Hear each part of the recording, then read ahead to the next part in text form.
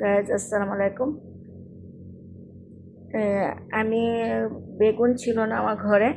এখন আমি কেমনে বেগুনি বানাবো তখন চিন্তা করলাম, বড় বড় আলু আছে, আলু চাকচাক করে সেদিন গুল গুল করেছিলাম। বড় বড় আলু চাকচাক করে দেখি বেগুনির মতো বানায় খেতে কেমন লাগে। তখন আমি দেখি না, অনেক মজা লাগছে। আলুটারে আমি চাকচাক করে কেটে একটু লবণ দিয়ে, এই যে লবণ দিয়ে ভিজায় রাখছি, একটু হালকা লবণ দিয়ে রাখছি। তখন আলু দিয়ে বেগুনি করছি, ভাবতেও পারি না এতটা স্বাদ লাগে, এত স্বাদ লাগে।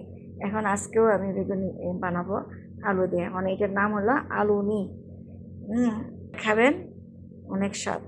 না বলছিল যে ইয়া দেয়া, মানে মিষ্টি কুমড়া দেয়া বেগুনির মতো বানাইতো, তাই আমি আলু দিয়ে বানাইছি।